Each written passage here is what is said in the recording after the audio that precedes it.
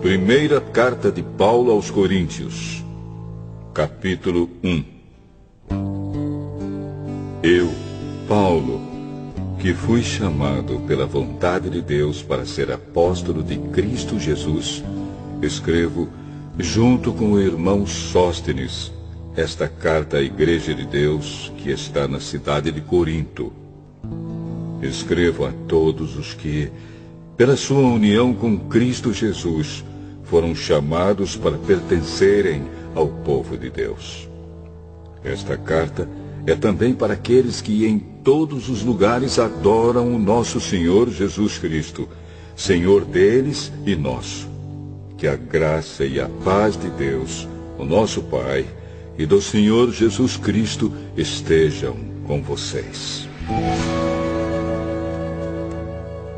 Eu sempre agradeço ao meu Deus por causa da graça que Ele tem dado a vocês por meio de Cristo Jesus. Por estarem unidos com Cristo Jesus, vocês foram enriquecidos em tudo, tanto no dom de anunciar o Evangelho, como no dom da sabedoria espiritual. A mensagem a respeito de Cristo está tão firme em vocês, que vocês não têm deixado de receber nenhum dom espiritual enquanto esperam a vinda do nosso Senhor Jesus Cristo. Cristo vai conservá-los firmes até o fim, para que no dia da volta do nosso Senhor Jesus Cristo, vocês não tenham culpa de nada. Deus é fiel e chamou vocês para que vivam em união com o seu Filho Jesus Cristo, o nosso Senhor. Irmãos, peço, pela autoridade do nosso Senhor Jesus Cristo, que vocês estejam de acordo no que dizem e que não haja divisões entre vocês. Sejam completamente unidos num só pensamento e numa só intenção. Pois, meus irmãos, algumas pessoas da família de Cloé me contaram que existem brigas entre vocês. O que eu quero dizer é isto. Cada um de vocês diz uma coisa diferente. Um diz, eu sou de Paulo. Outro, eu sou de Apolo. Outro, eu sou de Pedro. E ainda outro, eu sou de Cristo. Por acaso Cristo foi dividido em várias partes? Será que Paulo morreu crucificado em favor de vocês? Ou será que vocês foram batizados em nome de Paulo? Graças a Deus que eu não batizei nenhum de vocês, a não ser Crispo e Gaio. Assim ninguém pode dizer que vocês foram batizados em meu nome. Ah, sim. Batizei também Estéfanas e a família dele. Mas não lembro de ter batizado mais ninguém. Pois Cristo não me enviou para batizar, mas para anunciar o Evangelho, e anunciá-lo sem usar a linguagem da sabedoria humana, para não tirar o poder da morte de Cristo na cruz. De fato, a mensagem da morte de Cristo na cruz é loucura para os que estão se perdendo. Mas para nós, que estamos sendo salvos, é o poder de Deus. Pois as Escrituras Sagradas dizem, destruirei a sabedoria dos sábios e acabarei com o conhecimento dos instruídos. Então, o que poderão dizer os sábios e os instruídos? O que vão dizer os grandes oradores deste mundo? Deus tem mostrado que a sabedoria deste mundo é loucura. Pois Deus, na sua sabedoria, não deixou que os seres humanos o conhecessem por meio da sabedoria deles. Pelo contrário, resolveu salvar aqueles que creem, e fez isso por meio da mensagem que anunciamos, a qual é chamada de louca. Os judeus pedem milagres como prova, e os não-judeus procuram a sabedoria. Mas nós anunciamos o Cristo crucificado. Uma mensagem que para os judeus é ofensa e para os não-judeus é loucura. Mas para aqueles que Deus tem chamado, tanto judeus como não-judeus, Cristo é o poder de Deus e a sabedoria de Deus. Pois aquilo que parece ser a loucura de Deus é mais sábio do que a sabedoria humana. E aquilo que parece ser a fraqueza de Deus é mais forte do que a força humana. Agora, meus irmãos, lembrem do que vocês eram quando Deus os chamou. Do ponto de vista humano, poucos de vocês eram sábios ou poderosos, ou de famílias importantes. Para envergonhar os sábios, Deus escolheu aquilo que o mundo acha que é loucura. E para envergonhar os poderosos, Ele escolheu o que o mundo acha fraco. Para destruir o que o mundo pensa que é importante, Deus escolheu aquilo que o mundo despreza, acha humilde e diz que não tem valor. Isso quer dizer que ninguém pode ficar orgulhoso, pois sabe que está sendo visto por Deus. Porém, Deus uniu vocês com Cristo Jesus e fez com que Cristo seja a nossa sabedoria. E é por meio de Cristo que somos aceitos por Deus, nos tornamos o povo de Deus e somos salvos. Portanto, como as Escrituras Sagradas dizem, quem quiser se orgulhar, que se orgulhe daquilo que o Senhor faz.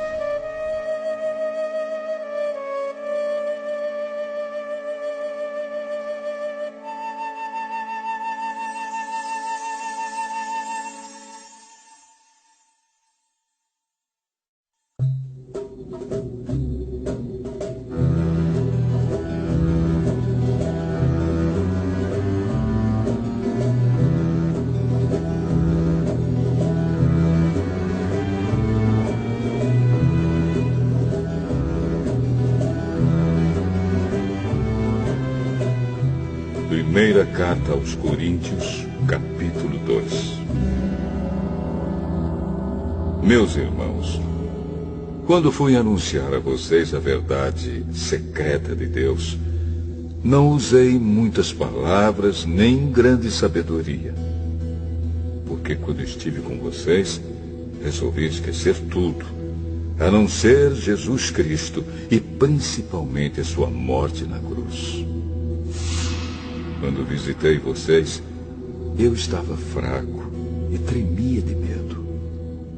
O meu ensinamento e a minha mensagem não foram dados com a linguagem da sabedoria humana, mas com provas firmes do poder do Espírito de Deus.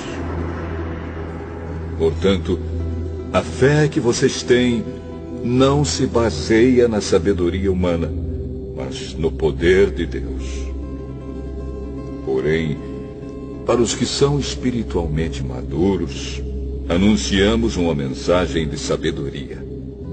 Mas não é de uma sabedoria deste mundo, nem a dos poderes que o governam e que estão perdendo o seu poder. A sabedoria que anunciamos é a sabedoria secreta de Deus, escondida dos seres humanos. A sabedoria que o próprio Deus, antes mesmo da criação do mundo, já havia escolhido para nossa glória. Nenhum dos poderes que agora governam o mundo conheceu essa sabedoria. Pois, se a tivessem conhecido, não teriam crucificado o glorioso Senhor. Porém, como dizem as Escrituras Sagradas, que ninguém nunca viu nem ouviu, e o que jamais alguém pensou que podia acontecer. Foi isso o que Deus preparou para aqueles que o amam.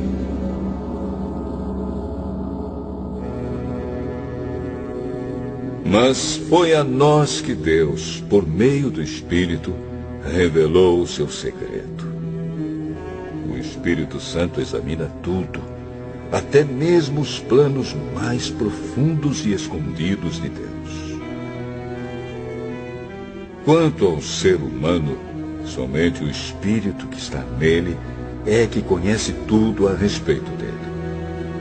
E quanto a Deus, somente o seu próprio Espírito conhece tudo a respeito dele. Não foi o Espírito deste mundo que nós recebemos, mas o Espírito mandado por Deus, para que possamos entender tudo o que Deus nos tem dado. Portanto, quando falamos, nós usamos palavras ensinadas pelo Espírito de Deus e não palavras ensinadas pela sabedoria humana. Assim explicamos as verdades espirituais aos que são espirituais. Mas quem não tem o Espírito de Deus não pode receber os dons que vêm do Espírito e, de fato, nem mesmo pode entendê-los. Essas verdades são loucura para essa pessoa, porque o sentido delas só pode ser entendido de modo espiritual. A pessoa que tem o Espírito Santo pode julgar o valor de todas as coisas, porém ela mesma não pode ser julgada por ninguém. Como dizem as Escrituras Sagradas, quem pode conhecer a mente do Senhor? Quem é capaz de lhe dar conselhos? Mas nós pensamos como Cristo pensa.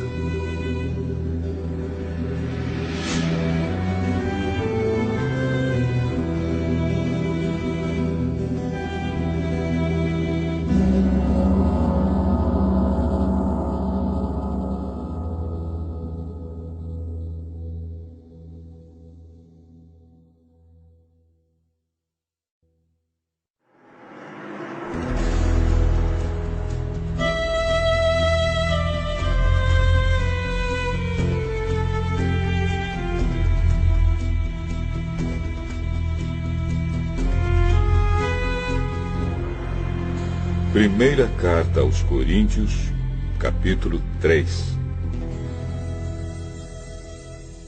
Na verdade, irmãos, eu não pude falar com vocês como costumo fazer com as pessoas que têm o Espírito de Deus.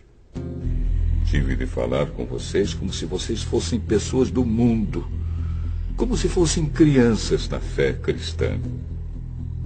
Tive de alimentá-los com leite e não com comida forte, pois vocês não estavam prontos para isso.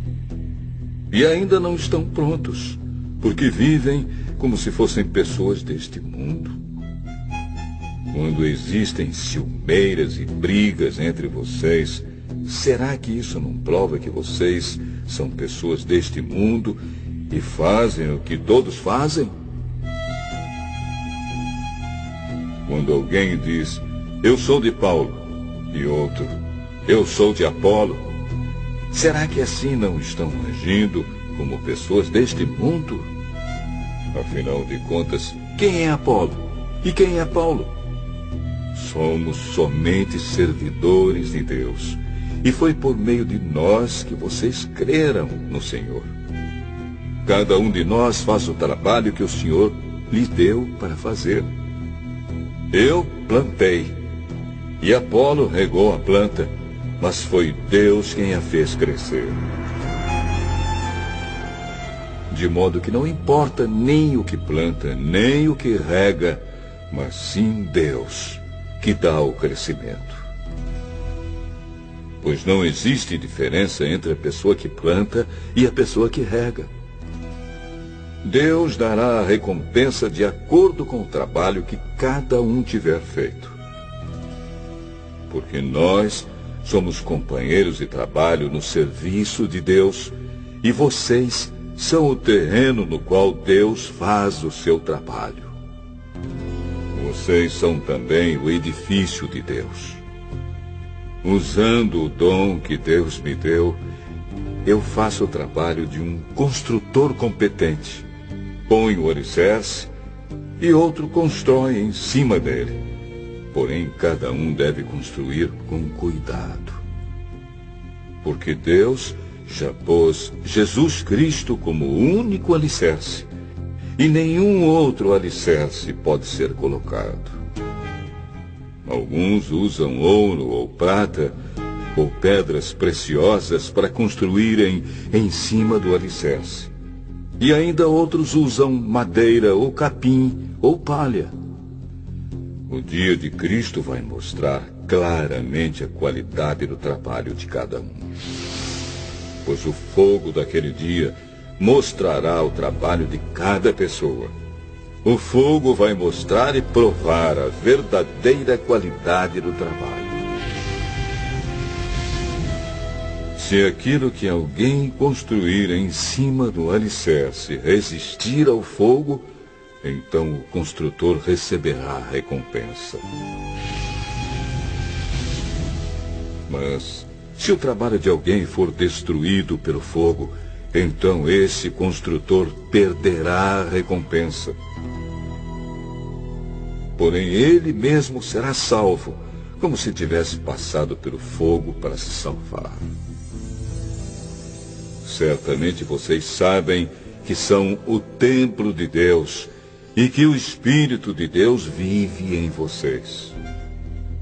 Assim, se alguém destruir o templo de Deus, Deus destruirá essa pessoa. Pois o templo de Deus é santo e vocês são o seu templo. Que ninguém engane a si mesmo. Se algum de vocês pensa que é sábio conforme a sabedoria humana, então precisa se tornar louco para ser de fato sábio. Pois aquilo que este mundo acha que é sabedoria, Deus acha que é loucura. Como dizem as Escrituras Sagradas. Deus pega os sábios nas suas espertezas. E também, o Senhor sabe que os pensamentos dos sábios não valem nada. Ninguém deve se orgulhar daquilo que as pessoas podem fazer. Pois tudo é de vocês. Isto é, Paulo, Apolo, Pedro, este mundo, a vida e a morte, o presente e o futuro. Tudo isso pertence a vocês. E vocês pertencem a Cristo. E Cristo pertence a Deus.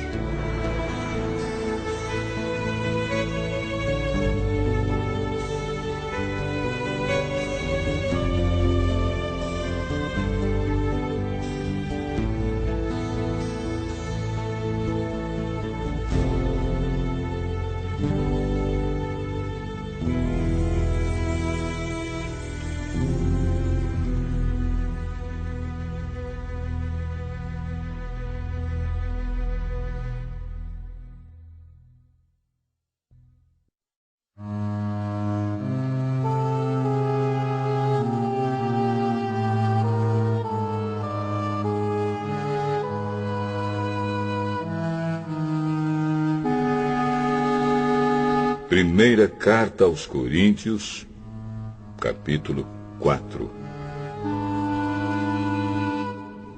Vocês nos devem tratar como servidores de Cristo, que foram encarregados de administrar a realização dos planos secretos de Deus. O que se exige de quem tem essa responsabilidade é que seja fiel ao seu Senhor. Mas para mim não tem a menor importância ser julgado por vocês ou por um tribunal humano. Eu não julgo nem a mim mesmo. A minha consciência está limpa, mas isso não prova que sou, de fato, inocente. Quem me julga é o Senhor. Portanto, não julguem ninguém antes da hora. Esperem o julgamento final, quando o Senhor vier. Ele trará para a luz os segredos escondidos no escuro e mostrará as intenções que estão no coração das pessoas. Então cada um receberá de Deus os elogios que merece. Meus irmãos, é para instruir vocês que eu tenho aplicado essas lições a mim mesmo e a Apolo. Usei nós dois como um exemplo para que vocês aprendam o que quer dizer o ditado. Obedeça ao que está escrito. Ninguém deve se orgulhar de uma pessoa e desprezar outra. Quem é que fez você superior aos outros? Por acaso não foi Deus quem lhe deu tudo o que você tem? Então, por que é que você fica todo orgulhoso, como se o que você tem não fosse dado por Deus? Pelo que parece, vocês já têm tudo o que precisam. Já são ricos. Vocês já se tornaram reis e nós não. Que bom se vocês fossem reis de verdade, para que nós pudéssemos reinar junto com vocês. Porque me parece que Deus pôs a nós, os apóstolos, no último lugar. Somos como as pessoas condenadas a morrer em público, como espetáculo para o mundo inteiro, tanto para os anjos como para os seres humanos. Por causa de Cristo, nós somos loucos, mas vocês são sábios por estarem unidos com Ele. Nós somos fracos e vocês são fortes. Vocês são respeitados e nós somos desprezados.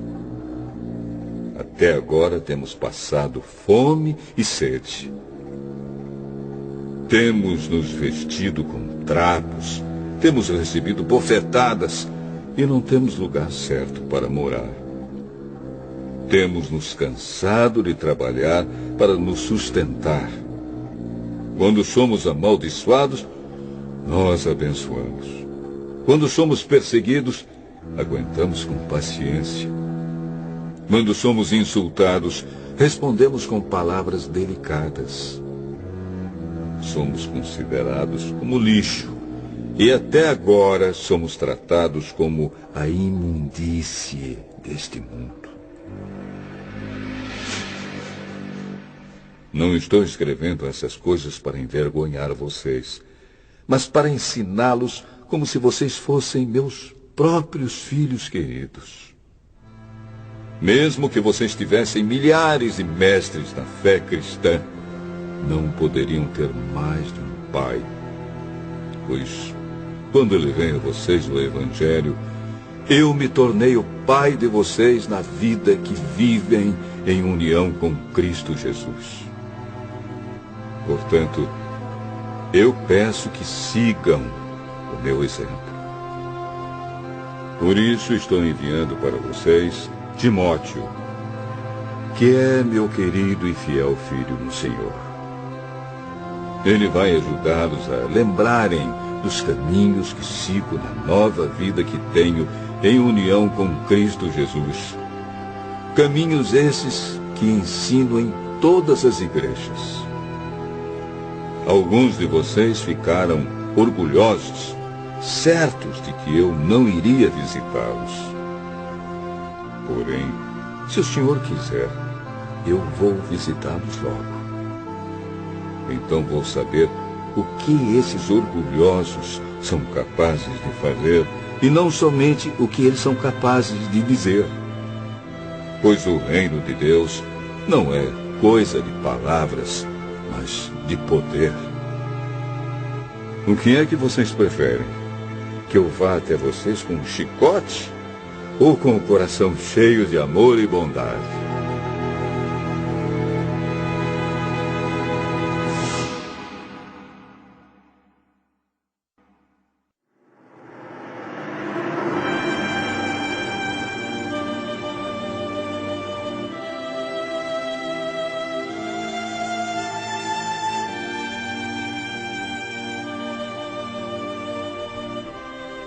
Primeira carta aos Coríntios, capítulo 5.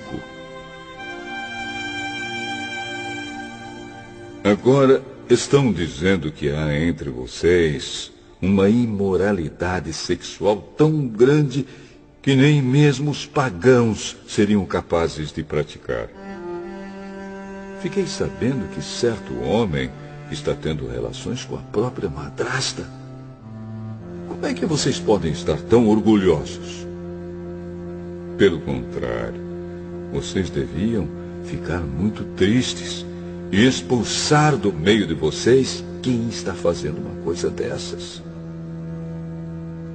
Quanto a mim, ainda que não esteja presente aí pessoalmente, estou com vocês em espírito. E agindo como se eu estivesse aí, já julguei, pela autoridade do nosso Senhor Jesus, o homem que está fazendo essa coisa horrível. Quando vocês se reunirem, estarei com vocês em espírito. Então, pelo poder do nosso Senhor Jesus, que estará presente conosco, entreguem esse homem a Satanás, para que o seu corpo seja destruído, mas o seu espírito seja salvo no dia do Senhor. Não está certo que vocês estejam orgulhosos. Vocês conhecem aquele ditado: um pouco de fermento fermenta toda a massa. Joguem fora o velho fermento do pecado para ficarem completamente puros. Aí vocês serão como massa nova e sem fermento, como vocês, de fato, já são. Porque a nossa festa da Páscoa está pronta, agora que Cristo, o nosso Cordeiro da Páscoa, já foi oferecido em sacrifício.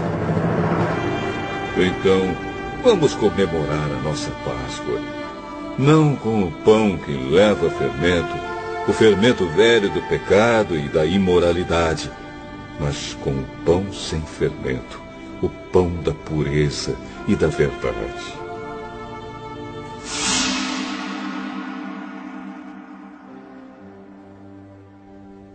Na outra carta que escrevi a vocês, eu recomendei que vocês não tivessem nada a ver com gente imoral. Eu não quis dizer que neste mundo vocês devem ficar separados dos pagãos que são imorais, avarentos, ladrões ou que adoram ídolos. Pois, para evitar essas pessoas, vocês teriam de sair deste mundo.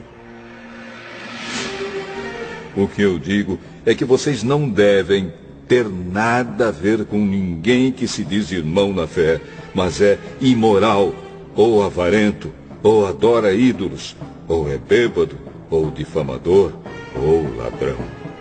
Com gente assim, vocês não devem nem comer uma refeição. Afinal de contas, eu não tenho direito de julgar os que não são cristãos. Deus os julgará. Mas será que vocês não devem julgar os seus irmãos na fé? Como dizem as Escrituras Sagradas: expulsem do meio de vocês esse homem imoral.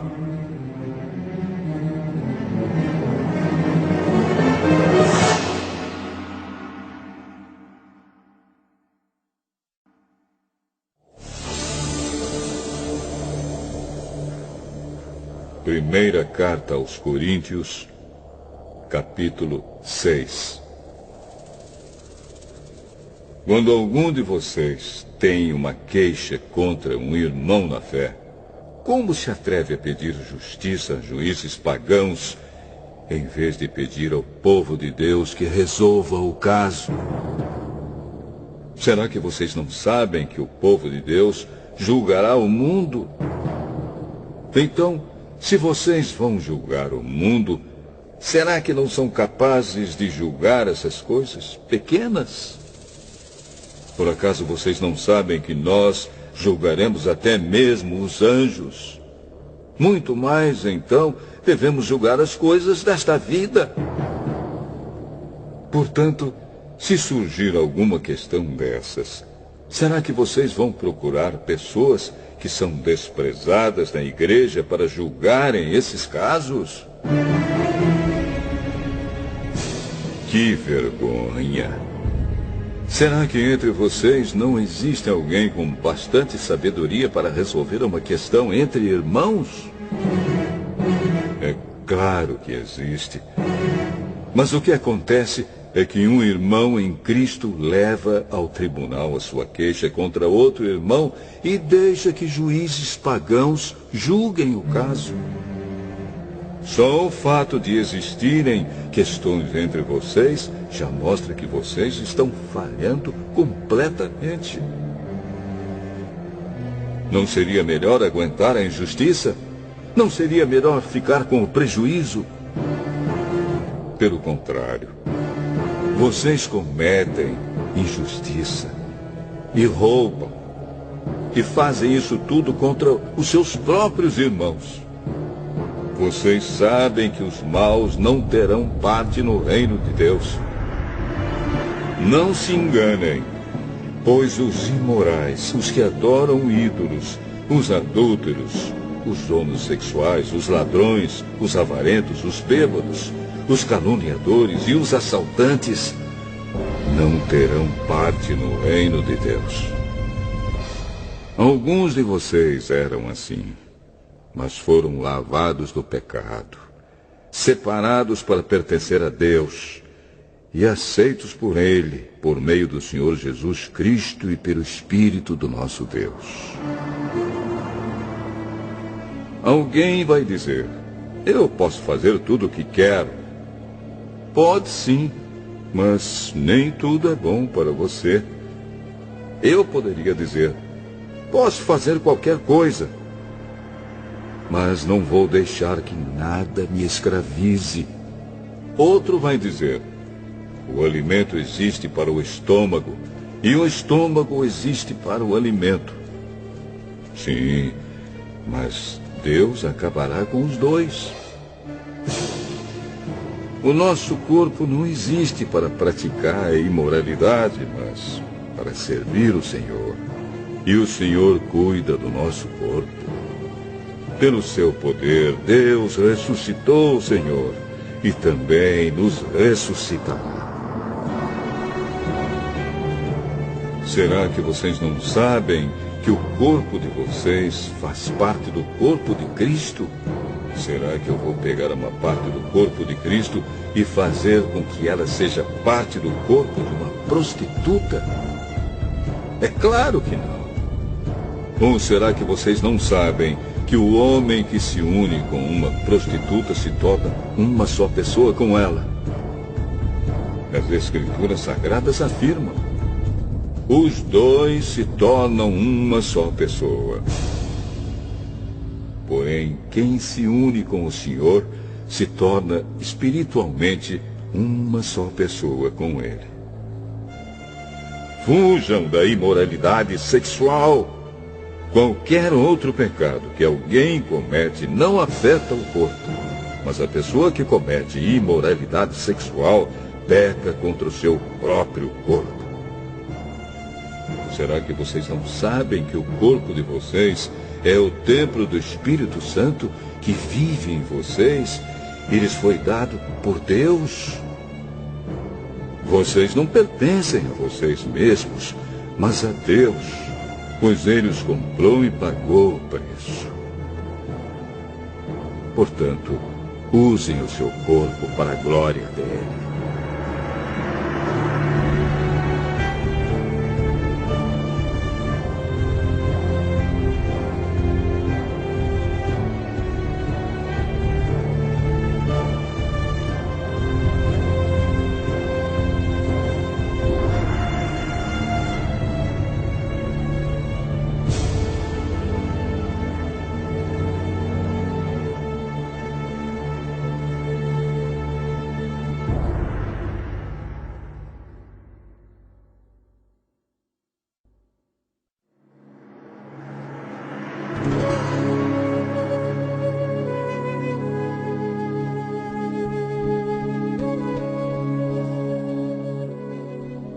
Primeira carta aos Coríntios, capítulo 7.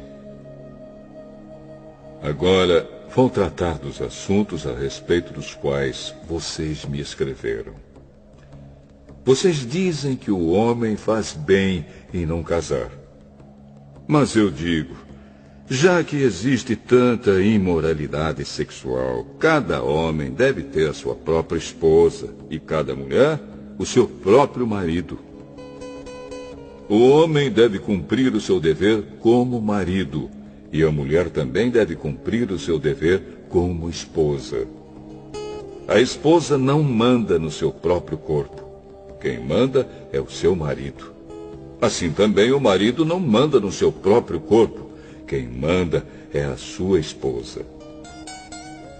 Que os dois não se neguem um ao outro, a não ser que concordem em não ter relações por algum tempo, a fim de se dedicar à oração. Mas depois devem voltar a ter relações, a fim de não caírem nas tentações de Satanás, por não poderem se dominar. Não digo isso como uma ordem, mas como uma sugestão. Realmente, eu gostaria que todos fossem como eu. Porém, cada um tem o dom que Deus lhe deu. Um tem este dom e outro aquele. Aos solteiros e às viúvas eu digo que seria melhor para eles ficarem sem casar, como eu.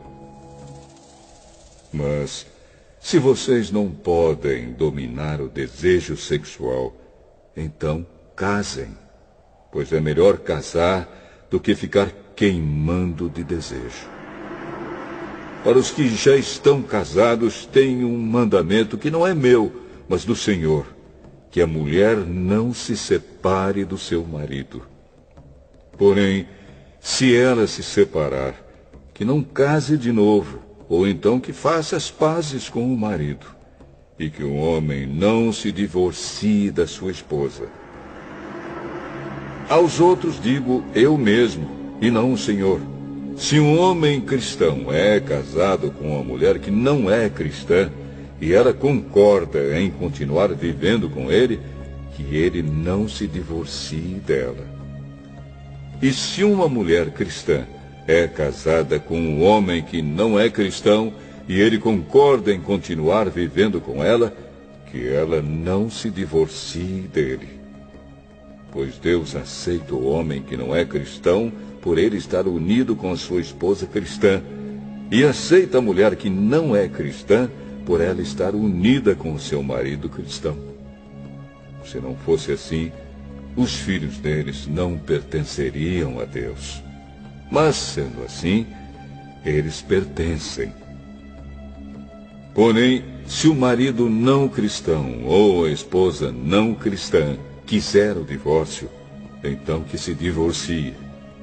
Nesses casos, o marido cristão ou a esposa cristã está livre para fazer como quiser, pois Deus chamou vocês para viverem em paz. Esposa cristã, como é que você pode ter certeza de que não vai salvar o seu marido? E você, marido cristão, como é que você pode ter certeza de que não vai salvar a sua esposa? Cada um deve continuar vivendo de acordo com o dom que o Senhor lhe deu e na condição em que se encontrava quando Deus o chamou. É essa a regra que eu ensino em todas as igrejas. Se um homem judeu que é circuncidado aceita o chamado de Deus, ele não deve tirar as marcas da circuncisão. E se um homem não judeu que não é circuncidado aceita o chamado de Deus, ele não deve circuncidar-se. Não faz diferença estar circuncidado ou não. O que importa é obedecer aos mandamentos de Deus. Cada um deve continuar como era quando aceitou o chamado de Deus. Você era escravo quando Deus o chamou? Não se preocupe com isso. Mas, se você pode se tornar livre, então aproveite a oportunidade. pois o escravo que foi chamado pelo Senhor é agora um homem livre que pertence ao Senhor. Assim também, o homem livre que foi chamado por Cristo é escravo de Cristo. Deus comprou vocês por um preço. Portanto, não se tornem escravos de seres humanos. Irmãos, cada um deve continuar na presença de Deus, assim como era quando Deus o chamou. Para os solteiros, eu não tenho nenhum mandamento do Senhor. Porém, dou a minha opinião como uma pessoa que, pela misericórdia do Senhor, merece confiança. Por causa dos tempos difíceis em que vivemos, eu penso que é melhor para o homem ficar como está. Você tem esposa? Então não procure se separar dela. Você é solteiro? Então não procure esposa. Porém, se você casar, não estará cometendo pecado. E se uma moça solteira casar, também não estará cometendo pecado. Mas eu gostaria de poupar vocês dos problemas de cada dia que terão na vida de casados. Irmãos, o que eu quero dizer é isto. Não nos resta muito tempo. E daqui em diante os casados devem viver como se não tivessem casado. Os que choram, como se não estivessem chorando. Os que estão rindo, como se não estivessem rindo. Os que compram, como se não fosse deles aquilo que compraram. Os que tratam das coisas deste mundo, como se não estivessem ocupados com elas. Pois este mundo, como está agora, não vai durar muito.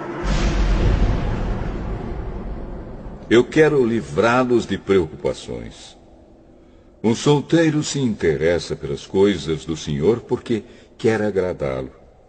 Mas um homem casado se interessa pelas coisas deste mundo porque quer agradar a sua esposa.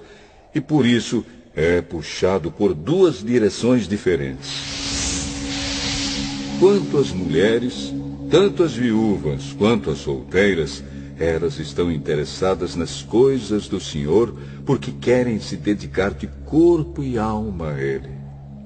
Mas a mulher casada se interessa pelas coisas deste mundo porque quer agradar o marido. Eu estou dizendo isso porque quero ajudá-los.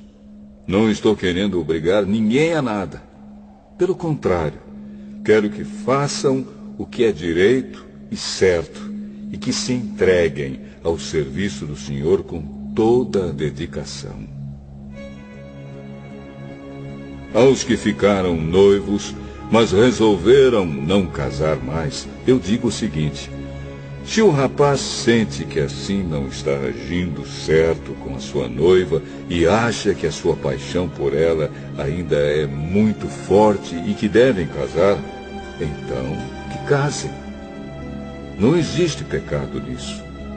Mas se, pelo contrário, o rapaz não se sente na obrigação de casar, se está mesmo resolvido a ficar solteiro e se é capaz de dominar a sua vontade e já resolveu o que deve fazer, então faz bem em não casar com a moça. Assim, quem casa faz bem, mas quem não casa faz melhor ainda. A mulher não está livre enquanto seu marido estiver vivo. Caso o marido morra, ela fica livre para casar com quem quiser, contanto que case com um cristão.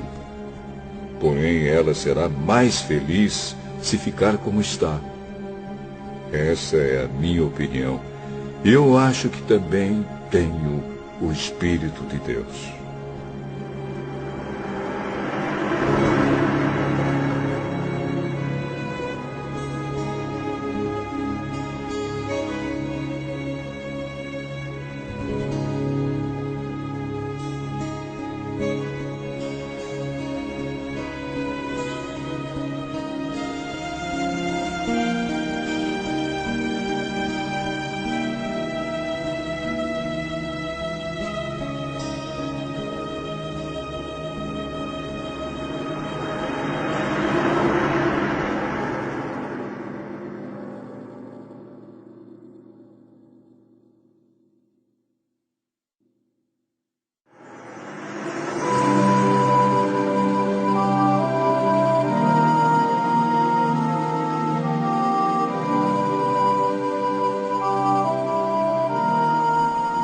Primeira carta aos Coríntios, capítulo 8.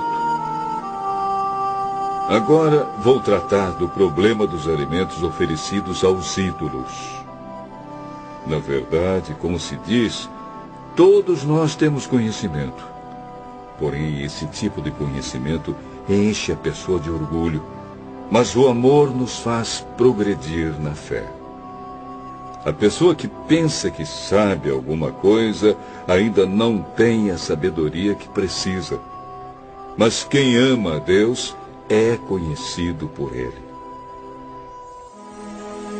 Quanto a comer alimentos que tenham sido oferecidos aos ídolos, nós sabemos que um ídolo representa alguma coisa que realmente não existe.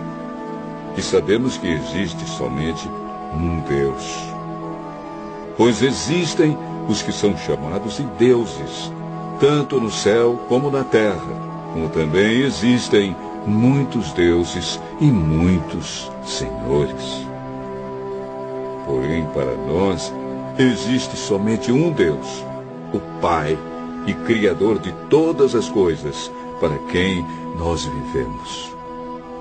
E existe somente um Senhor, que é Jesus Cristo, por meio de quem todas as coisas foram criadas e por meio de quem nós existimos. Mas nem todos conhecem essa verdade. Existem pessoas tão acostumadas com os ídolos que até agora comem desses alimentos pensando que eles pertencem aos ídolos. A consciência dessas pessoas é fraca e por isso elas se sentem impuras quando comem desses alimentos. Não é esta ou aquela comida que vai fazer com que Deus nos aceite. Nós não perderemos nada se não comermos e não ganharemos nada se comermos desse alimento. Mas tenham cuidado para que essa liberdade de vocês não faça com que os fracos na fé caiam em pecado. Porque se uma pessoa que tem a consciência fraca neste assunto vir você, que tem conhecimento, comendo alimentos do templo de um ídolo, será que essa pessoa não vai querer também comer alimentos oferecidos aos ídolos? Assim, este cristão fraco, este seu irmão por quem Cristo morreu, vai se perder por causa do conhecimento que você tem. Desse modo, pecando contra o seu irmão e ferindo a consciência dele, você estará pecando contra Cristo. Portanto, se o alimento faz com que o meu irmão peque, nunca mais vou comer carne, a fim de que eu não seja a causa do pecado dele.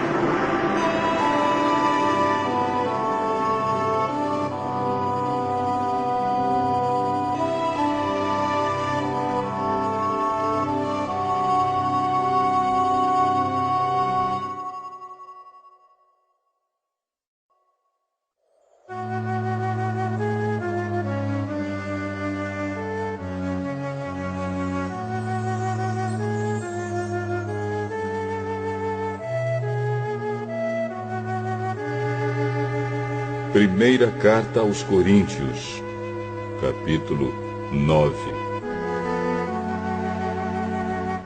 Será que eu não sou um homem livre? Por acaso não sou um apóstolo? Será que eu não vi Jesus, o nosso Senhor? Por acaso vocês não são o resultado do trabalho que faço para o Senhor? Mesmo que outros não me aceitem como apóstolo, vocês me aceitam. Vocês mesmos, pelo fato de estarem unidos com o Senhor, são a prova de que sou um apóstolo.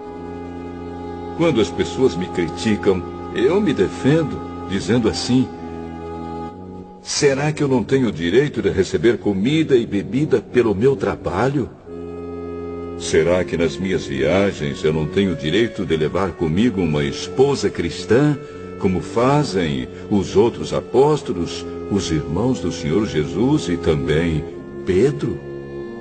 Ou será que Barnabé e eu somos os únicos que temos de trabalhar para nos sustentar?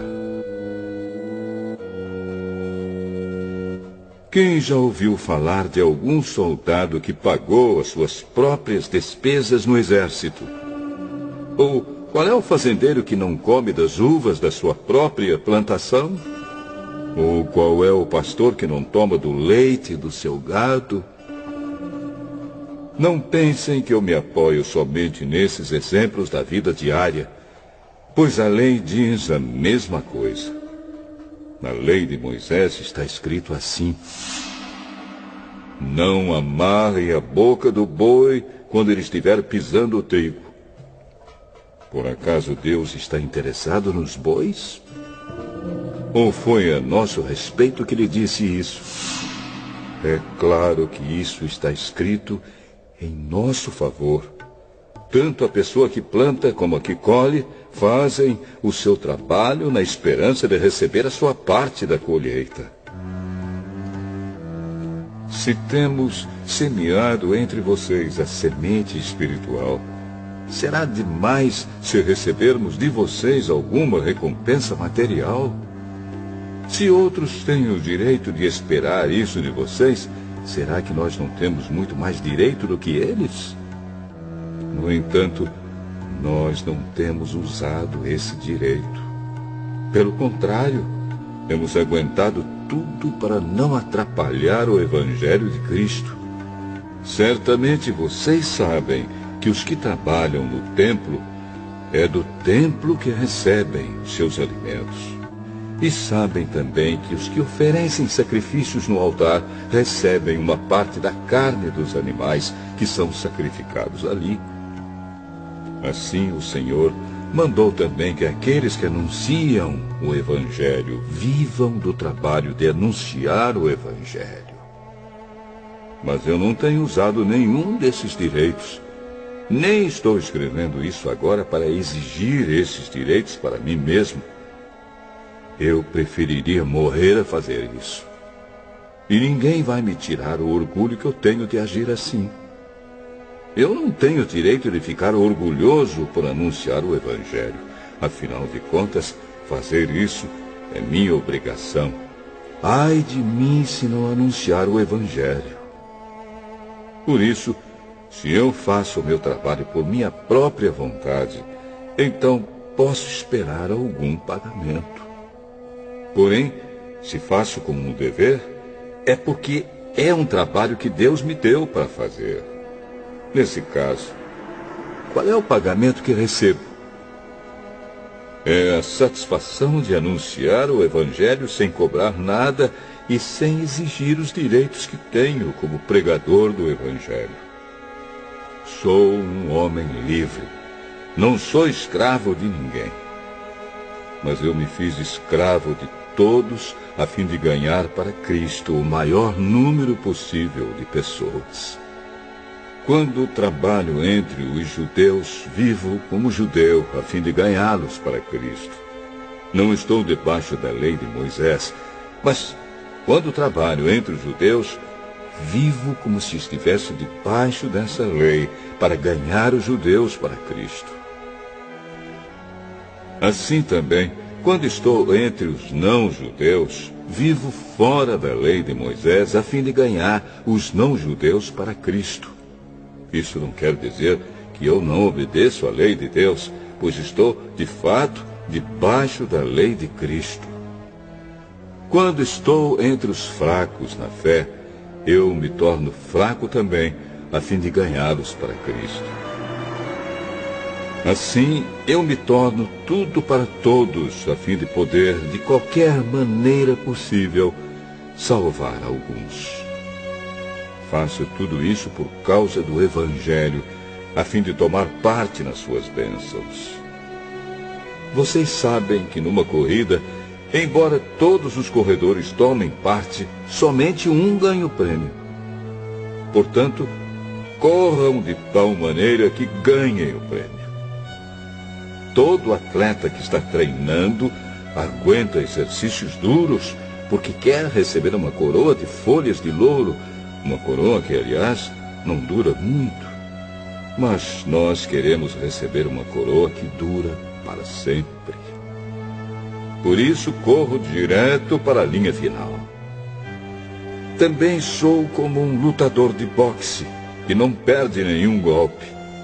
Eu trato o meu corpo duramente e o obrigo a ser completamente controlado para que, depois de ter chamado outros para entrarem na luta, eu mesmo não venha a ser eliminado dela.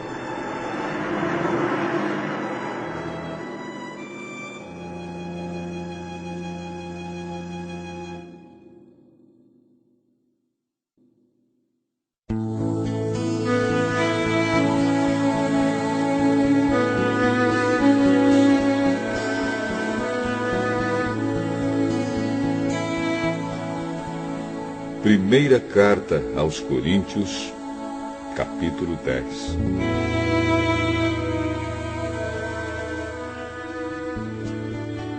Irmãos, eu quero que vocês lembrem do que aconteceu com os nossos antepassados que seguiram Moisés. Todos foram protegidos pela nuvem e passaram pelo Mar Vermelho. Como seguidores de Moisés, eles foram batizados na nuvem e no mar. Todos comeram da mesma comida espiritual e beberam da mesma bebida espiritual. Pois bebiam daquela rocha espiritual que ia com eles, e a rocha era Cristo. Mas Deus não ficou contente com a maioria deles, e por isso eles morreram. E os seus corpos ficaram espalhados no deserto. Tudo isso aconteceu a fim de nos servir de exemplo, para nós não querermos coisas más como eles quiseram, nem adorarmos ídolos como alguns deles adoraram. Como dizem as Escrituras Sagradas, o povo sentou-se para comer e beber e se levantou para se divertir. Não devemos cometer imoralidade sexual, como alguns deles fizeram. E porque eles fizeram isso, 23 mil deles caíram mortos num só dia. Não devemos pôr à prova a paciência de Cristo, como alguns deles fizeram, e por isso foram mortos pelas cobras. Vocês não devem se queixar, como fizeram alguns deles, e por isso foram destruídos pelo anjo da morte. Tudo isso aconteceu com os nossos antepassados, a fim de servir de exemplo para os outros. E aquelas coisas foram escritas a fim de servirem de aviso para nós. Pois estamos vivendo no fim dos tempos. Portanto, aquele que pensa que está de pé, é melhor ter cuidado para não cair. As tentações que vocês têm de enfrentar são as mesmas que os outros enfrentam, mas Deus cumpre a sua promessa e não deixará que vocês sofram tentações que vocês não têm forças para suportar. Quando uma tentação vier, Deus dará forças a vocês para suportá-la, e assim vocês poderão sair dela. Por isso, meus queridos amigos, fujam da adoração de ídolos. Eu falo com vocês como com pessoas que têm capacidade para entender o que estou afirmando. Julguem vocês mesmos o que eu estou dizendo. Pensem no cálice pelo qual damos graças a Deus na ceia do Senhor. Será que quando bebemos desse cálice, não estamos tomando parte do sangue de Cristo? E quando partimos e comemos o pão, não estamos tomando parte do corpo de Cristo? Mesmo sendo muitos, todos comemos do mesmo pão, que é um só, e por isso somos um só corpo. Pensem no povo de Israel. Aqueles que comem as coisas oferecidas em sacrifícios tomam parte juntos no sacrifício que é oferecido a Deus no altar. O que é que eu quero dizer com isso? Que o ídolo ou o alimento que é oferecido a ele tem algum valor? É claro que não. O que estou dizendo é que aquilo que é sacrificado nos altares pagãos é oferecido aos demônios e não a Deus. E eu não quero que vocês tomem parte nas coisas dos demônios. Vocês não podem beber do cálice do Senhor e também do cálice dos demônios. Vocês não podem comer na mesa do Senhor e também na mesa dos demônios. Ou será que queremos provocar o Senhor, fazendo com que ele fique com ciúmes? Por acaso vocês pensam que somos mais fortes do que ele? Alguns dizem assim: podemos fazer tudo o que queremos.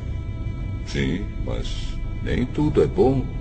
Podemos fazer tudo o que queremos, mas nem tudo é útil. Ninguém deve buscar os seus próprios interesses, e sim os interesses dos outros. Vocês podem comer de tudo que se vende no açougue, sem terem nenhuma dúvida de consciência. Pois, como dizem as Escrituras Sagradas, a terra e tudo o que nela existe pertencem ao Senhor. Se alguém que não é cristão convidá-los para comer e vocês resolverem ir, comam o que for posto na frente de vocês e não façam perguntas por motivo de consciência. Mas, se alguém disser a vocês: esta comida foi oferecida aos ídolos, neste caso, não comam, por causa daquele que disse isso e também por motivo de consciência. Não estou falando da sua própria consciência, mas da consciência do outro. Mas alguém pode perguntar: por que é que a minha liberdade deve ser diminuída pela consciência dos outros? Se eu agradeço a Deus o alimento que como, por que é que sou criticado, se já o agradeci a Deus? Portanto, quando vocês comem, ou bebem, ou fazem qualquer outra coisa, façam tudo para a glória de Deus. Vivam de tal maneira que não prejudiquem os judeus, nem os não-judeus, nem a igreja de Deus. Façam como eu.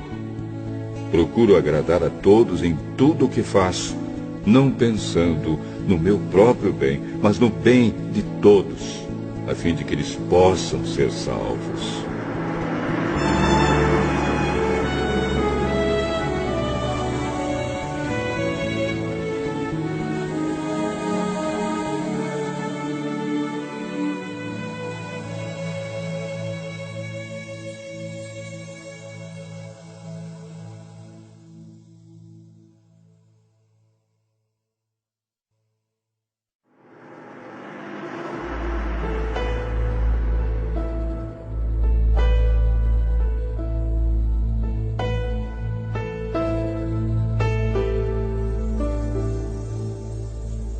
Primeira carta de Paulo aos Coríntios, capítulo 11.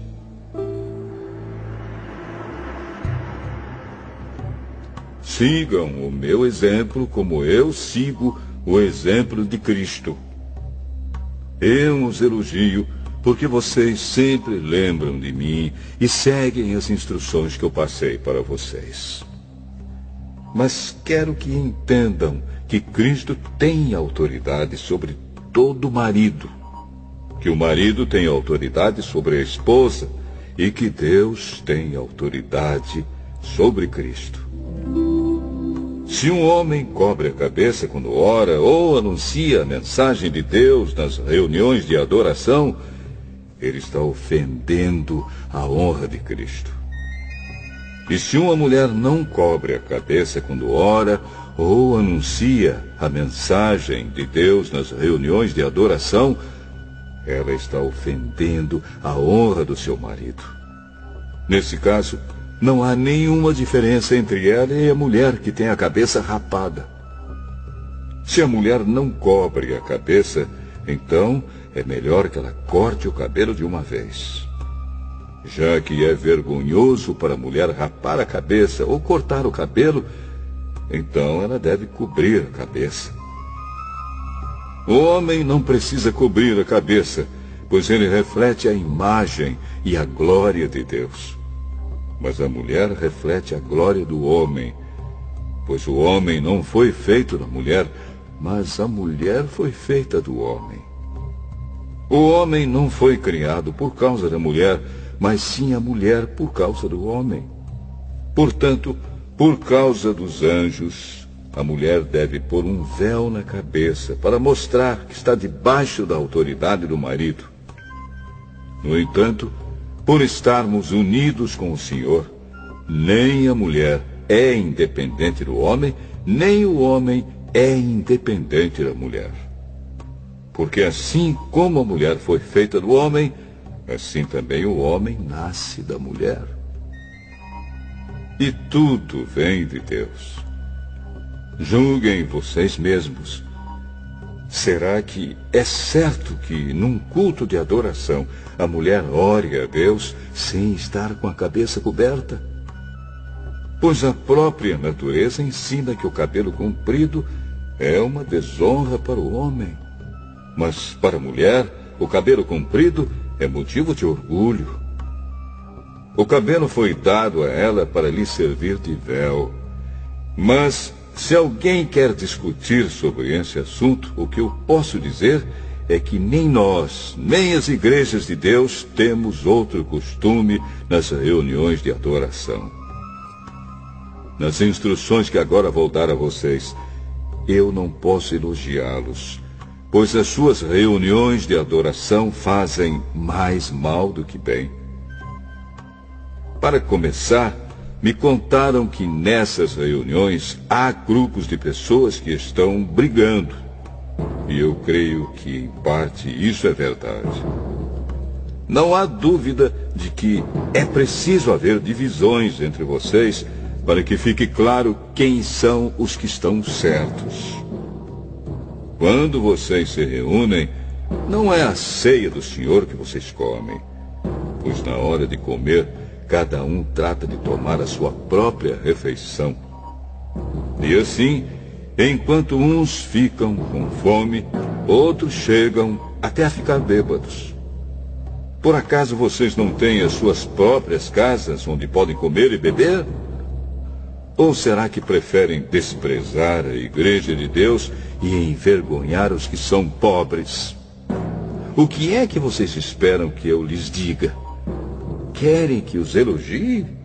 É claro que não vou elogiá-los. Porque eu recebi do Senhor este ensinamento que passei para vocês. Que o Senhor Jesus, na noite em que foi traído, pegou o pão e deu graças a Deus. Depois partiu o pão e disse: Isto é o meu corpo, que é entregue em favor de vocês. Façam isto em memória de mim. Assim também, depois do jantar, ele pegou o cálice e disse: Este cálice é a nova aliança feita por Deus com o seu povo. Aliança que é garantida pelo meu sangue. Cada vez que vocês beberem deste cálice, façam isso em memória de mim. De maneira que cada vez que vocês comem deste pão e bebem deste cálice, estão anunciando a morte do Senhor até que ele venha. Por isso, aquele que comer do pão do Senhor ou beber do seu cálice de modo que ofenda a honra do Senhor, estará pecando contra o corpo e o sangue do Senhor. Portanto, que cada um examine a sua consciência, e então coma do pão e beba do cálice. Pois A pessoa que comer do pão ou beber do cálice sem reconhecer que se trata do corpo do Senhor, estará sendo julgada ao comer e beber para o seu próprio castigo.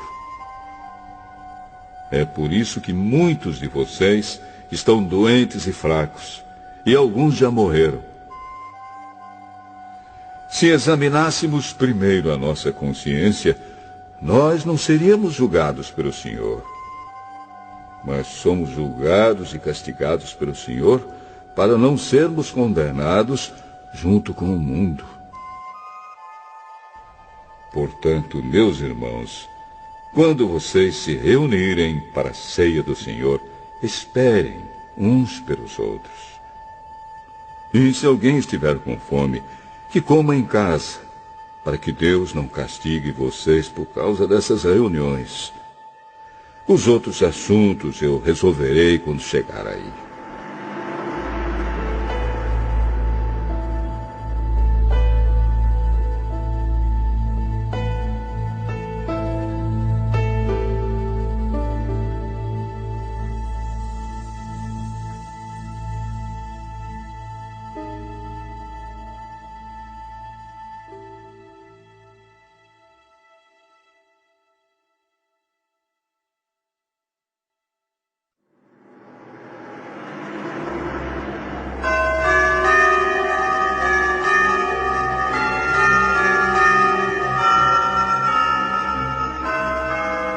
Primeira carta de Paulo aos Coríntios, capítulo 12. Meus irmãos, quero que vocês saibam a verdade a respeito dos dons que o Espírito Santo dá. Vocês sabem que, quando ainda eram pagãos, vocês eram desviados de várias maneiras para a adoração dos ídolos, os quais não têm vida. Por isso precisam compreender que ninguém que diz que Jesus seja maldito pode estar falando pelo poder do Espírito de Deus. E que ninguém pode dizer Jesus é Senhor, a não ser que seja guiado pelo Espírito Santo. Existem tipos diferentes de dons espirituais, mas é um só e o mesmo Espírito quem dá esses dons. Existem maneiras diferentes de servir, mas o Senhor que servimos é o mesmo. Há diferentes habilidades para realizar o trabalho, mas é o mesmo Deus quem dá a cada um a habilidade para fazê-lo. Para o bem de todos, Deus dá a cada um alguma prova da presença do Espírito Santo. Para uma pessoa, o Espírito dá a mensagem de sabedoria, e para outra, o mesmo Espírito dá a mensagem de conhecimento. Para uma pessoa, o mesmo Espírito dá a fé, e para outra, dá o poder de curar. Uma pessoa recebe do Espírito poder para fazer milagres, e outra recebe o dom de anunciar a mensagem de Deus. Ainda outra pessoa recebe a capacidade para saber a diferença entre os dons que vêm do Espírito e os que não vêm dele. Para uma pessoa, o Espírito dá a capacidade de falar em línguas estranhas, e para outra, ele dá a capacidade de interpretar o que essas línguas querem dizer. Porém, é um só e o mesmo Espírito quem faz tudo isso. Ele dá um tom diferente para cada pessoa, conforme ele quer. Cristo é como um corpo, o qual tem muitas partes. E todas as partes, mesmo sendo muitas, formam um só corpo. Assim também, todos nós, judeus e não judeus, escravos e livres, fomos batizados pelo mesmo Espírito para formar um só corpo. E a todos nós foi dado de beber do mesmo Espírito.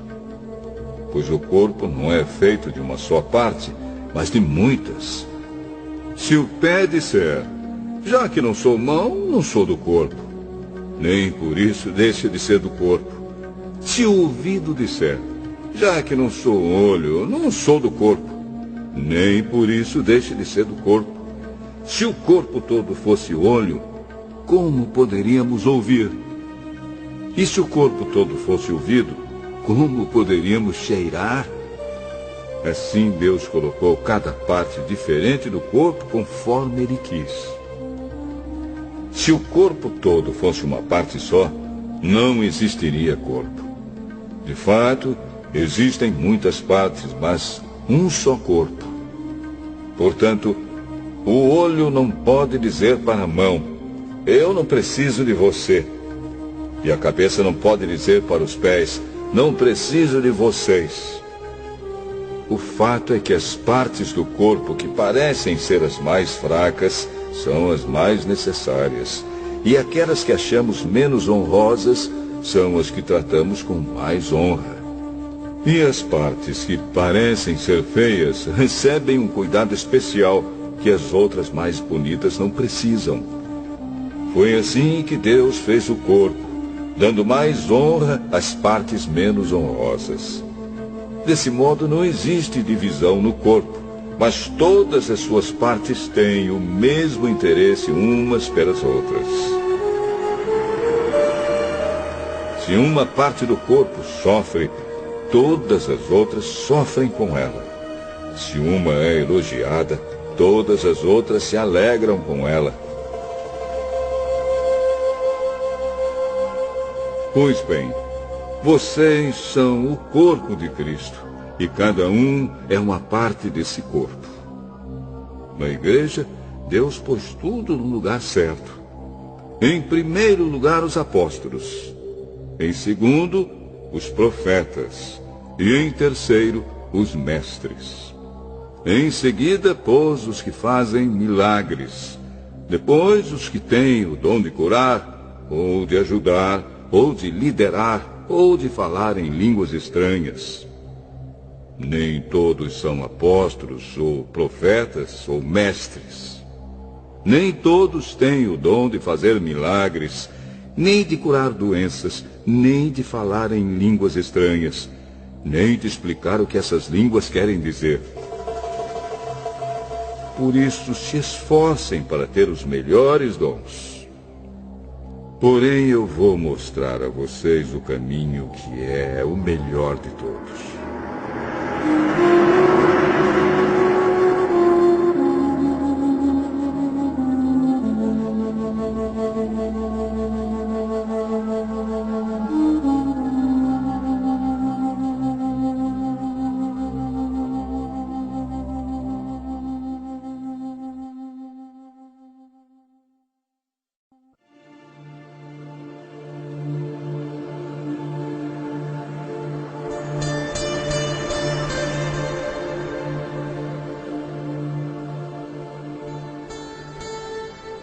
Primeira carta de Paulo aos Coríntios, capítulo 13.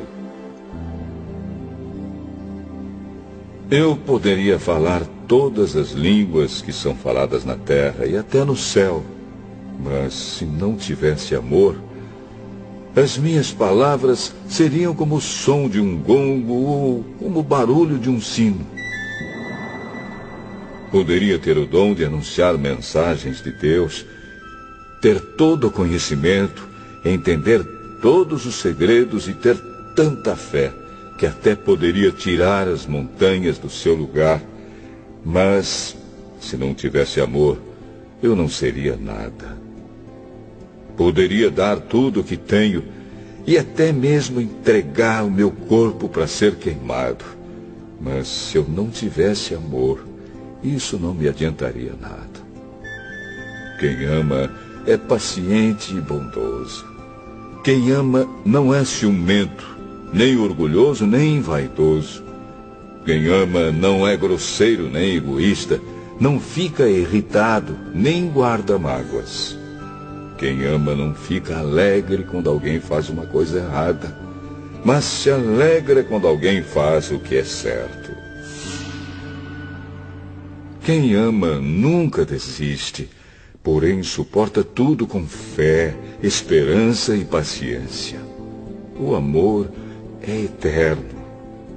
Existem mensagens espirituais, porém elas durarão pouco. Existe o dom de falar em línguas estranhas, mas acabará logo.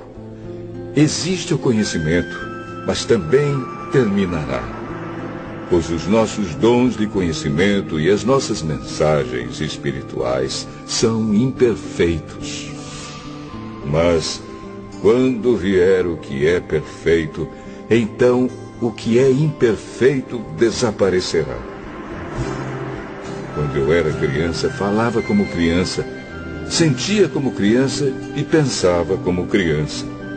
Agora que sou adulto, parei de agir como criança.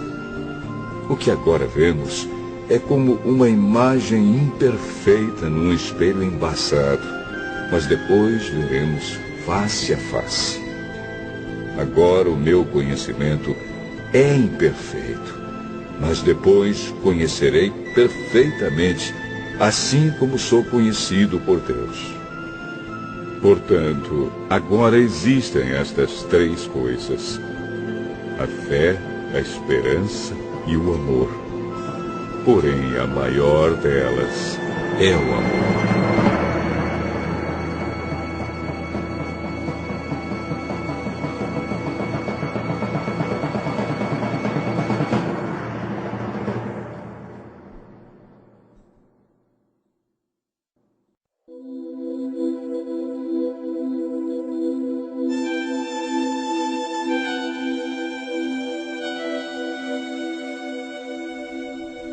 Primeira carta de Paulo aos Coríntios, capítulo 14. Portanto, esforcem-se para ter amor. Procurem também ter dons espirituais, especialmente o de anunciar a mensagem de Deus. Quem fala em línguas estranhas fala a Deus e não às pessoas, pois ninguém o entende.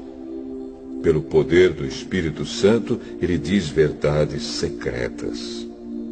Porém, quem anuncia a mensagem de Deus fala para as pessoas, ajudando-as e dando-lhes coragem e consolo. Quem fala em línguas estranhas ajuda somente a si mesmo.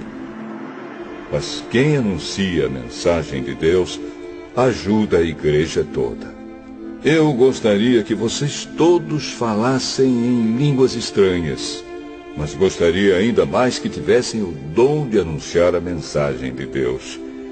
Porque quem anuncia a mensagem de Deus tem mais valor do que quem fala em línguas estranhas, a não ser que esteja ali alguém que possa interpretar o que está sendo dito, para que toda a igreja seja ajudada espiritualmente. Por isso, irmãos, quando eu os visitar, que proveito vocês terão se eu lhes falar em línguas estranhas? É claro que nenhum, a não ser que leve a vocês alguma revelação de Deus, ou algum conhecimento, ou alguma mensagem inspirada, ou algum ensinamento. Por exemplo, além da voz humana, existem os instrumentos musicais, como a flauta e a harpa. Se os sons não saírem com toda clareza, como poderá alguém saber o que está sendo tocado em um ou outro desses instrumentos? Se quem toca a corneta não der um som bem claro, quem se preparará para a batalha? Assim também, como é que os outros vão entender o que vocês estão dizendo se a mensagem por meio de línguas estranhas não for clara? Vocês estariam falando para o vento. No mundo há muitas línguas diferentes, mas cada uma faz sentido. Porém, se eu não entendo a língua na qual alguém está falando comigo, então quem fala essa língua é estrangeiro para mim, e eu sou um estrangeiro para ele. Por isso, já que vocês estão com tanta vontade de ter os dons do Espírito, procurem, acima de tudo, ter os dons que fazem com que a igreja cresça espiritualmente. Portanto, quem fala em línguas estranhas deve orar, pedindo a Deus que lhe dê o dom de interpretar o que elas querem dizer. Porque se eu orar em línguas estranhas, o meu espírito, de fato, estará orando, mas a minha inteligência não tomará parte nisso. O que vou fazer então? Vou orar com o meu espírito, mas também vou orar com a minha inteligência. Vou cantar com o meu espírito, mas também vou cantar com a minha inteligência. Se você dá graças a Deus em línguas estranhas, como é que uma pessoa simples que estiver na reunião poderá dizer amém à oração de agradecimento que você fez? Ela não vai conseguir entender nada do que você está dizendo. Mesmo que a sua oração seja muito boa, essa pessoa não receberá nenhuma ajuda. Eu agradeço a Deus porque falo em línguas estranhas muito mais do que vocês. Porém, nas reuniões da igreja, prefiro dizer 5 palavras que possam ser entendidas para assim ensinar os outros, do que dizer milhares de palavras em línguas estranhas. Irmãos, não pensem como crianças. Sejam como crianças para o que é mal, mas sejam adultos no seu modo de pensar. Nas Escrituras Sagradas está escrito: por meio de pessoas que falam em línguas estranhas, eu falarei a este povo, diz o Senhor. Falarei por meio de lábios estrangeiros, mas assim mesmo meu povo não me dará atenção. Portanto, o dom de falar em línguas estranhas é um sinal de Deus para os descrentes e não para os cristãos. Mas o dom de anunciar a mensagem de Deus é um sinal para os cristãos e não para os descrentes. Imaginem que a igreja esteja reunida e todos comecem a falar em línguas estranhas. Se chegarem ali algumas pessoas simples ou descrentes, será que não vão dizer que vocês estão loucos? Mas se todos estiverem anunciando mensagens de Deus e entrar ali um descrente ou alguém que seja simples, ele vai ouvir o que vocês estão dizendo e se convencer do seu pecado. E ele será julgado pelo que ouvir. Os seus pensamentos secretos serão revelados. E ele vai se ajoelhar e adorar a Deus, dizendo: Deus está mesmo no meio de vocês. Portanto, meus irmãos, o que é que deve ser feito? Quando vocês se reúnem na igreja, um irmão tem um hino para cantar, outro, alguma coisa para ensinar, outro, uma revelação de Deus, outro, uma mensagem em línguas estranhas, e ainda outro, a interpretação dessa mensagem. Que tudo seja feito para o crescimento espiritual da igreja. Se algum de vocês falar em línguas estranhas, então que apenas 2 ou 3 falem, um depois do outro, e que alguém interprete o que está sendo dito. Mas, se não houver ninguém que possa interpretar, então fiquem calados e falem somente consigo mesmos e com Deus. No caso de 2 ou 3 receberem a mensagem de Deus, estes devem falar, e os outros que pensem bem no que eles estão dizendo. Se uma outra pessoa que estiver ali sentada receber a mensagem de Deus, quem estiver falando deve se calar. Vocês todos podem anunciar a mensagem de Deus, um de cada vez, para que todos aprendam e fiquem animados.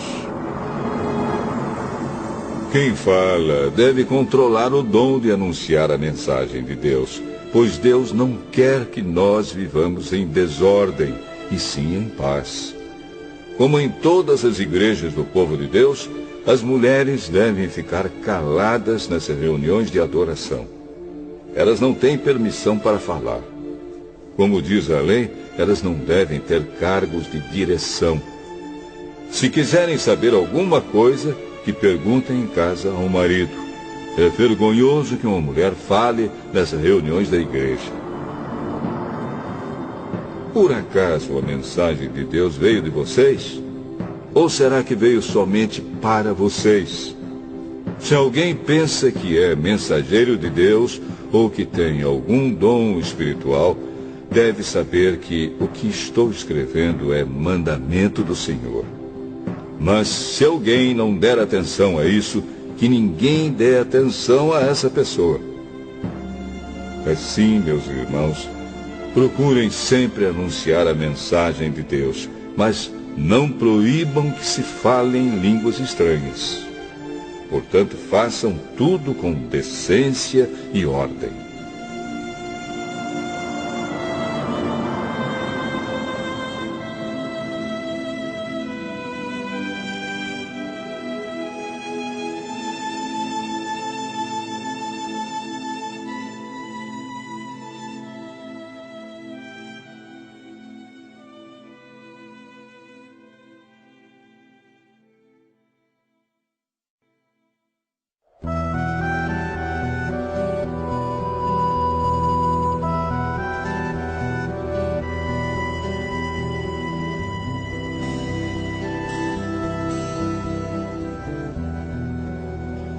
Primeira carta de Paulo aos Coríntios, capítulo 15. Agora, irmãos, quero que lembrem do evangelho que eu anunciei a vocês, no qual vocês aceitaram e no qual continuam firmes. A mensagem que anunciei a vocês é o evangelho, por meio do qual vocês são salvos, se continuarem firmes nele. A não ser que não tenha adiantado nada vocês crerem nele. Eu passei para vocês o ensinamento que recebi e que é da mais alta importância. Cristo morreu pelos nossos pecados, como está escrito nas Escrituras Sagradas. Ele foi sepultado e no terceiro dia foi ressuscitado, como está escrito nas Escrituras, e apareceu a Pedro e depois aos 12 apóstolos. Depois apareceu de uma só vez a mais de 500 seguidores, dos quais a maior parte ainda vive, mas alguns já morreram. Em seguida apareceu a Tiago, e mais tarde a todos os apóstolos. Por último, depois de todos, ele apareceu também a mim, como para alguém nascido fora de tempo. De fato, eu sou o menos importante dos apóstolos e até nem mereço ser chamado de apóstolo, pois persegui a igreja de Deus. Mas, pela graça de Deus, sou o que sou. E a graça que ele me deu não ficou sem resultados. Pelo contrário, eu tenho trabalhado muito mais do que todos os outros apóstolos. No entanto, não sou eu quem tem feito isso, e sim a graça de Deus que está comigo. Assim, não importa se a mensagem foi entregue por mim ou se foi entregue por eles. O importante é que foi isso que todos nós anunciamos, e foi nisso que vocês creram. Se a nossa mensagem é que Cristo foi ressuscitado, como é que alguns de vocês dizem que os mortos não vão ressuscitar?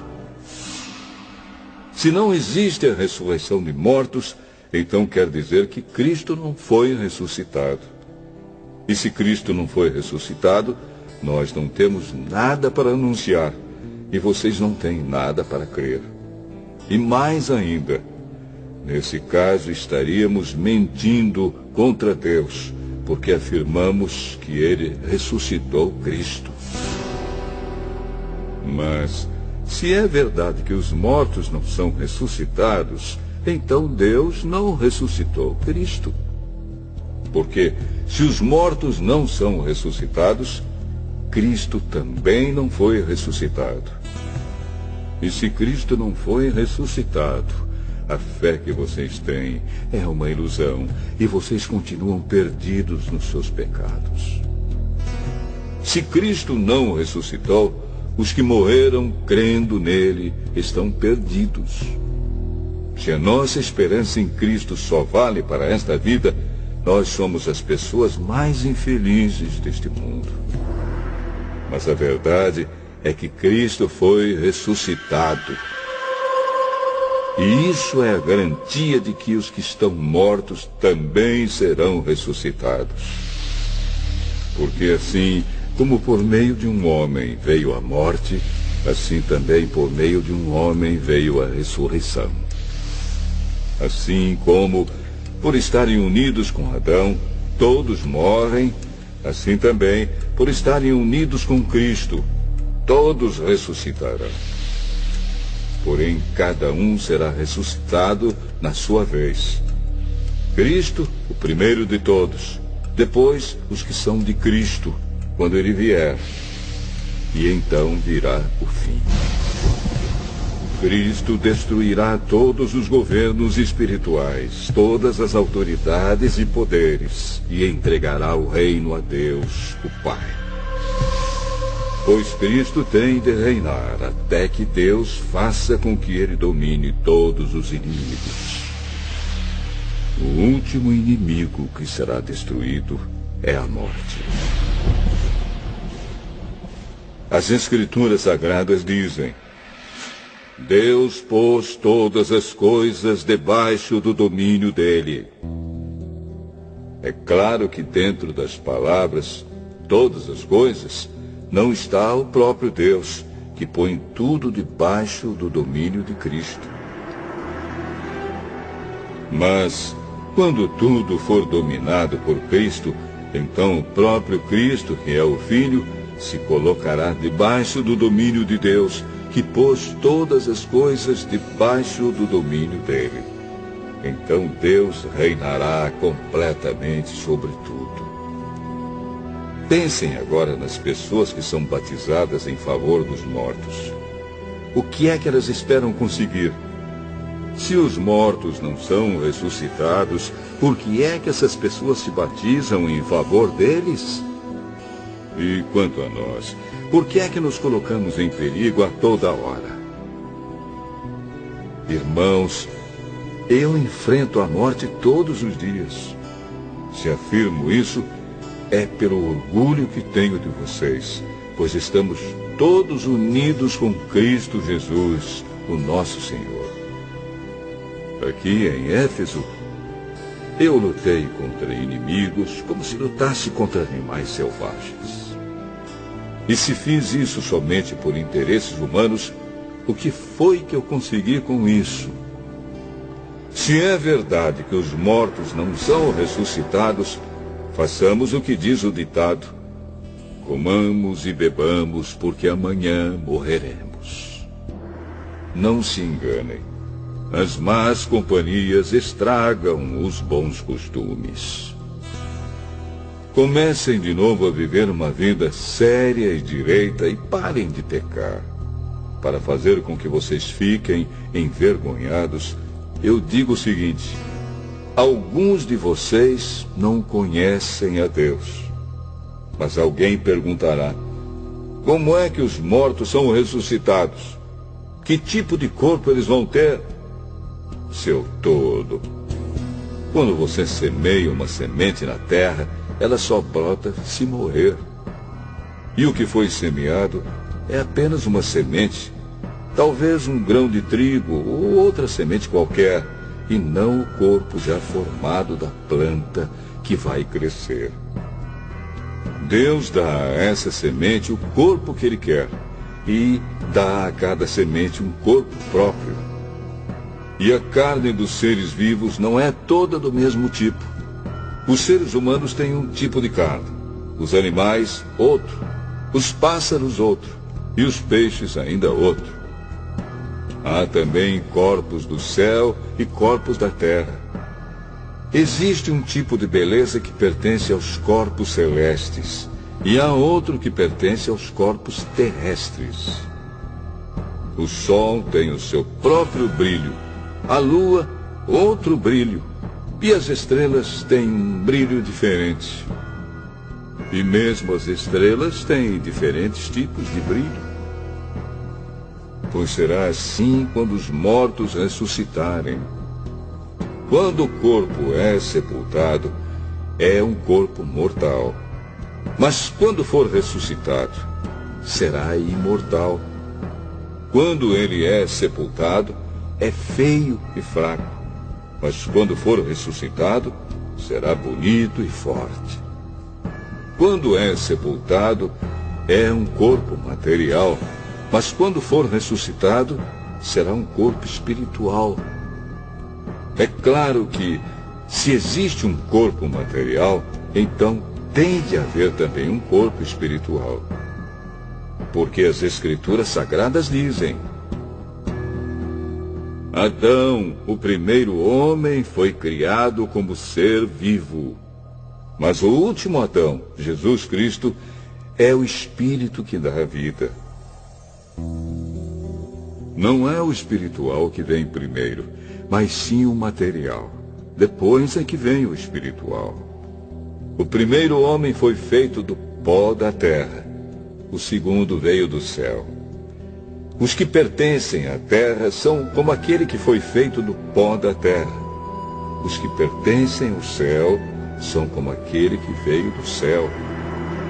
Assim como somos parecidos com o homem feito do pó da terra, assim também seremos parecidos com o homem do céu. Meus irmãos, o que eu quero dizer é isto. O que é feito de carne e de sangue não pode ter parte no reino de Deus. E o que é mortal não pode ter a imortalidade. Escutem bem este segredo.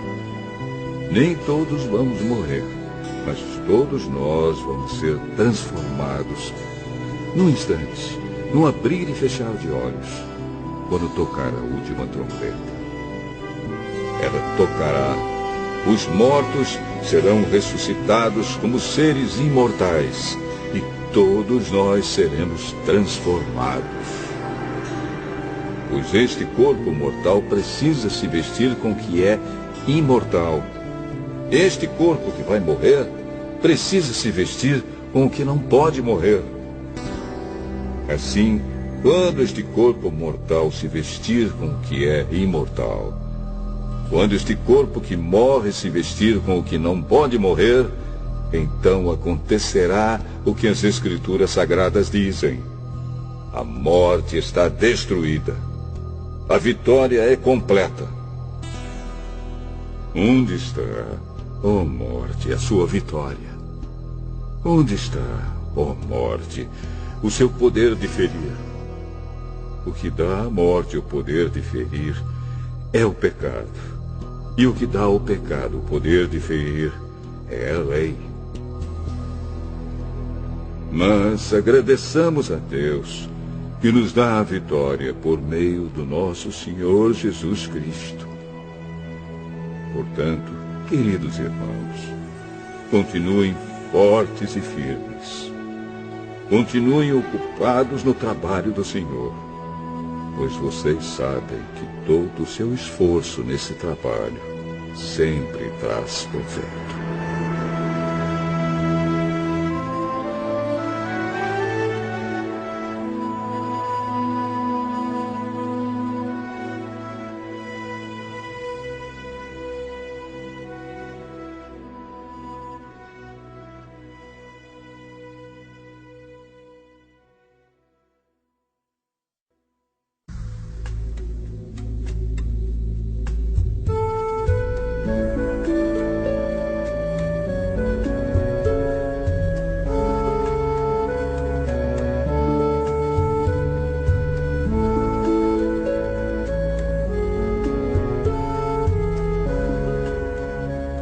Primeira carta de Paulo aos Coríntios, capítulo 16. Agora vou tratar do dinheiro para ajudar o povo de Deus da Judéia. Façam o que eu disse às igrejas da província da Galácia. Todos os domingos, cada um de vocês separe e guarde algum dinheiro, de acordo com o que cada um ganhou, Assim não haverá necessidade de recolher ofertas quando eu chegar. Depois que chegar, eu enviarei com cartas de apresentação aqueles que vocês escolherem para levarem a oferta até Jerusalém. Se for conveniente que eu também vá, eles farão a viagem comigo. Eu visitarei vocês depois que tiver passado pela província da Macedônia, pois vou passar por lá. Pode ser que eu fique algum tempo com vocês, talvez todo o inverno, e assim vocês poderão me ajudar a continuar a minha viagem para onde quer que eu for. Pois eu não quero ver vocês apenas de passagem. Se o Senhor permitir, espero ficar bastante tempo com vocês. Resolvi ficar aqui em Éfeso até o dia de Pentecostes, pois encontrei aqui ótimas oportunidades para um grande e proveitoso trabalho, embora muita gente esteja contra mim. Se Timóteo chegar aí, façam tudo para que ele se sinta bem entre vocês, pois assim como eu, ele também está trabalhando para o Senhor. Não deixem que ninguém o despreze. Pelo contrário, vocês devem ajudá-lo a continuar a sua viagem em paz, a fim de que ele volte para cá, pois estou esperando que ele volte junto com os outros irmãos. Quanto ao irmão Apolo, tenho recomendado muitas vezes que vá visitar vocês com os outros irmãos, mas ele acha que não deve ir agora. Ele irá na primeira oportunidade. Estejam alertas, fiquem firmes na fé, sejam corajosos, sejam fortes. Que tudo o que vocês fizerem seja feito com amor. Vocês conhecem Estéfanas e a família dele. Vocês sabem que eles foram os primeiros cristãos convertidos na província da Acaia e que eles têm se dedicado ao serviço do povo de Deus. Peço a vocês, meus irmãos, que sigam a orientação deles e dos outros que os ajudam e trabalham com eles. Eu estou alegre com a vinda de Estéfanas, de Fortunato e de Acaico, pois eles fizeram o que vocês, por estarem ausentes, não podiam fazer. Eles me animaram muito, e sei que animaram vocês também. Gente como essa merece elogios. As igrejas da província da Ásia mandam saudações. Áquila e a sua esposa Priscila e a igreja que se reúne na casa deles mandam saudações cristãs a vocês. Todos os irmãos daqui mandam saudações. Cumprimentem uns aos outros com um beijo de irmão. Escrevo isto com a minha própria mão. Quem não ama o Senhor, que seja amaldiçoado. Maranatá. Vem, nosso Senhor. Que a graça do nosso Senhor Jesus esteja com vocês. E que o meu amor esteja com todos vocês, pois estamos unidos com Cristo Jesus.